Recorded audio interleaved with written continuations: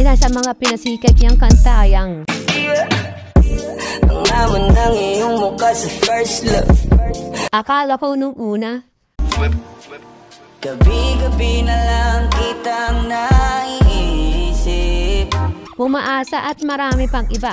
Malamang ay kilala niyo na nga siya si Skastakli o binansagang Chris Brown ng Pinas. Ngunit bago magsimula ang ating kwento, si Daryl Jake Bora Ruiz o mas kilala bilang Skastakli ay sinilang noong 1996, February 16 sa Sunnybrook General Trias, Cavite. Siya nga din pala ang nag-iisang anak ni Gloria Bora at ni Conrad Ruiz. At sa mga hindi nakakaalam, bago maging ganap na rapper si Skastakli ay sumubok muna siya magbanda, sumayaw, at maging isang street magician. Ngunit bago yan, ang pangalan ni Skastakli ay hango sa Cleopatra noong siya ay street magician pa, pero kalaunan ay binago ito ng kanyang kuya-puyahan bilang Skastakli. Parang pangalan ko dati nung nagmamagic pa ako, nag-street magic pa ako. Bigay siya ng kuya ko, shoutout kay Kuya Pix, na hanggang ngayon hindi ko alam kung ano talagang meaning nung Skastakli. At hanggang sa ayun na nga naging street name niya, hindi nagtagal ay pinasok na rin niya ang pagrarap at unang naging kabilang sa grupong Lobo Pamilya noong taong 2011.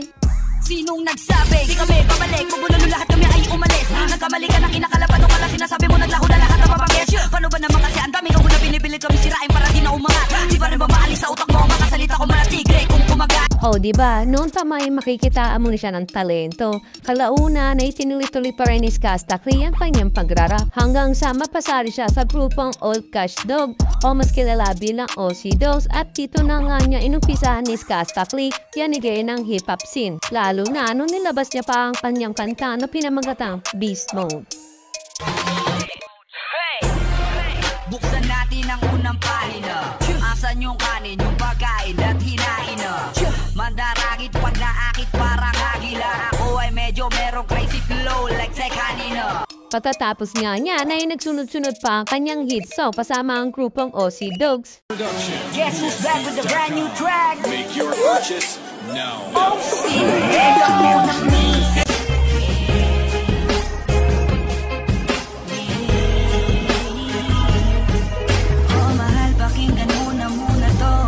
Hindi naman nagtagal, noong 2014 na isang music producer ang nadangal ng Plikti ang nakadiskubre sa talento ni Skastakli upang mas mahubog pa ang kanyang talento sa pag-arap. Kalaunan naman ay naging magpartner sila sa paggawa ng kanta dahilan upang mas lumakas pa sa paggawa ng musika ang isang Skasta. Sa pagkakataon na yun ay binulabog na nga nila ang buong Pilipinas noong nilabas nila ang Kriminal at Dami Mong Alam noong 2015.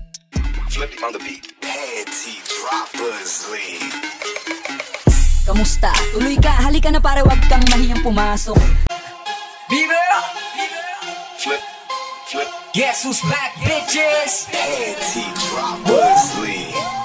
Dami mo. Dito ay ginulat na nga ni Skastakli hindi lang hip-hop kundi pati na rin ang kabi-kabilang app katulad ni Facebook, YouTube at syempre walang iba kundi si TikTok. Flip. Guess who's back, bitches? Panty droppers lead. Dami mo. Pagkatapos nga niyan ay noong year 2016 ay nagsanib persa ang Rex Batalyo pati ang grupong OC Dogs. Sa kantang Kakaiba noong 2016 at sa mga hindi nakakaalam, ito ang unang music video ni Skastakli. Take note, pictured pa lang siya dito at hindi pa officially member. Hindi naman nagtagal at naging miyembro din naman siya nito. Year 2017 naman ang binulabog ng ex-batalyo with OC Dogs ang Pilipinas noong nilabas nila ang kanilang kanta na Hayaan Mo Sila. Ang kantang ito ay umani lang naman ng negatibo at positibong komento galing sa mga netizen dahil nga sa nilalaman nito na animoy patama sa mga babaeng mandoloko. At hindi naman may tatanggi na isa't sa naging tulay upang mabuksan nila ang pintuan ng kasikatan. Pagkatapos yan ay nagsunod-sunod pa nga ang hit song na ginawa ng grupo ni Skastakli katulad na nilabas nila ang kantang No Games, Booty Pool, South Boys at Pauwi Na Ako. At dahil dyan ay nadinglaman na nga sila ng stream media, even sa club, mall, computer shop at sa ultimo sa kapitbahay nyo ay papakinggan nyo ang kanilang kanta. At hindi lang dyan ay ultimo sa iba't ibang show ay makikita mo sila. OC Dogs!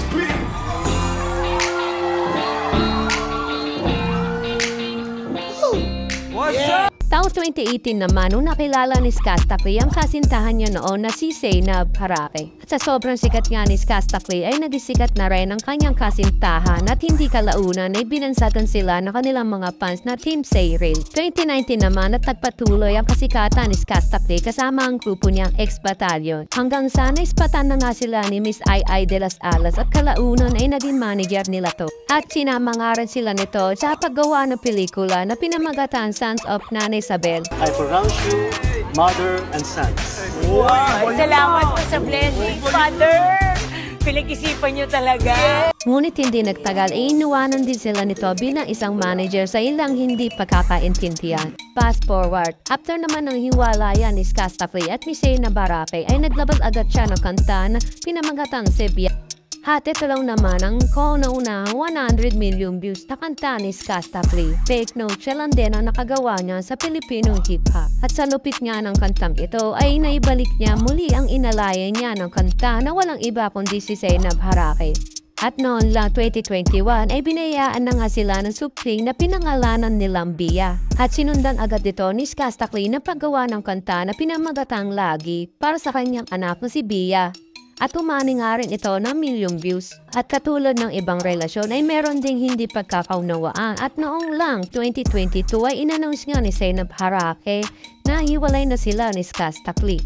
At dahil sa nangyaring na yon ay maraming pansan ng lumo at hinayang sa kanilang relasyon. At hindi ito naging magandang epekto hindi lang sa karir ni Skastakli kundi pati na rin sa kanyang pagpe-perform. At balik tayo doon sa topic na kung bakit ba nabansag ang Chris Brown ng Pinas si Skastakli ay dahil bago matapos ang taong 2020 ay naglabas ng isang bigating kanta si Skastakli na pinamagatang Dance With You together with Yurido. At pagkatapos niya ay naglabas si Skastakli ng Unexpected Comeback together with X-Battalion na pinamagatang Yearly. At nagtuloy-tuloy pa nga rin ang paggawa ng kanta si Skastakli kasama pa din ng X-Battalion. Katulad ng Karma together with Mr. Glock 9 noong lang din 2021. At noong lang 2022 ay naglabas ang grupong X-Battalion na pinamagatang With The Best. At noong lang din taon na yon ay naglabas agad ang X-Battalion na pinamagatang Chismis. At kung saan ay sinagot nga nila dito ang kanilang mga haters at tatunggali sa eksena. At hindi pa natapos yan dahil pagpasok lang ng 2023 ay naglabas agad si Skastakli na pinamagatang Testing na nagpayanik talaga sa mga tenga na kanilang mga katunggali. At noong lang din 2023 ay nagtuloy-tuloy ng paggawa ng kanta si Skastakli noong nilabas niya ang kantang Solo, Ikaw Na Ngayon. At ang pinaka-latest ay ang Noche Buena noong lang November 2023. At hanggang dito na nga lang ating pag-uusapan. Kung nagustuhan nyo naman ang katong mga kwento ay huwag nyo naman kalimutan na mag-follow at subscribe sa ating social media account. Maraming salamat sa pakikinig.